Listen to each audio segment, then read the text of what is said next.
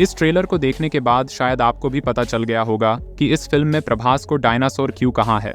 सबसे पहले जब मेकर्स ने प्रभास को डायनासोर कहा तो बहुत लोगों ने मजाक उड़ाया, लेकिन अब उन लोगों को भी पता चल गया है कि इंडिया में सिर्फ एक ही डायनासोर है और वह है प्रभास। सालार से पहले हम केजीएफ को बहुत बड़ी दुनिया मानते थे, लेकिन सालार तो केजीएफ से भी 2 कदम आगे चले गए। मैंने आपको पहले भी कहा था कि सालार के एक्शन देखकर सेंसर बोर्ड भी हिल गई है, इसीलिए सालार को ए रेटिंग दिया है। पिछले वीडियो में मैंने आपको कहा था कि सालार केजीएफ से 5 गुना बड़ी है, लेकिन अब मुझे लग रहा है 5 गुना नहीं बल्कि केजीएफ से 10 गुना बड़ी है।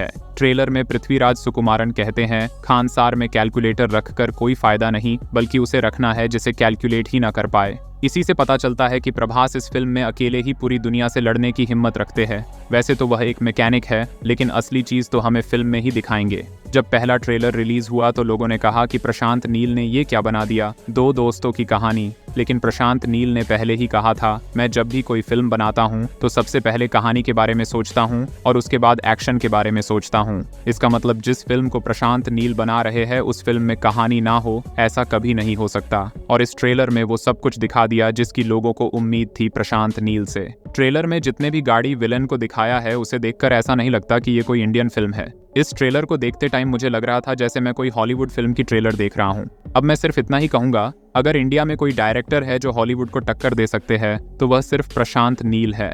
पहले जब मेकर्स ने कहा था कि सालार फिल्म को बनाने के लिए हमने 100 एकड़ जमीन में फिल्म का सेट बनाया है, तो उस वक्त मुझे विश्वास नहीं हुआ था, क्योंकि 100 एकड़ जमीन कितना बड़ा एरिया है आप एक बार सोच कर देखिए। लेकिन अब मुझे पता चला कि 100 एकड़ जमीन सिर्फ सालार के लिए क्यों लिया है मेकर्स ने। हम केजीएफ को वायलेंस फिल्म समझ रहे थे, लेकिन प्रशांत नील ने तो असली वायलेंस सालार में दिखाएंगे। इस फिल्म में एक डायलॉग है, सुल्तान जो भी चाहे वो उसे ला कर देता था और जो ना चाहे उसे मिटा देता था। इससे ये तो पता चलता है कि पृथ्वीराज जो भी चाहते हैं प्रभास उसे वही ला कर देते हैं। लेकिन मुझे लगता है बाद में पृथ्वीराज प्रभास से कुछ ऐसा मांगेंगे जो प्रभास नहीं चाहते, और तभी से 2 दोस्त सबसे बड़े दुश्मन बन जाएंगे। अब जो भी हो, फिल्म देखने के बाद ही पता चलेगा। वैसे दोस्तों, आपको क्या लगता है सालार के बारे में हमें कमेंट करके बताइए, और ऐसी ही फिल्म से जुड़ी अपडेट के लिए हमारे इस चैनल को सब्सक्राइब भी जरूर करें।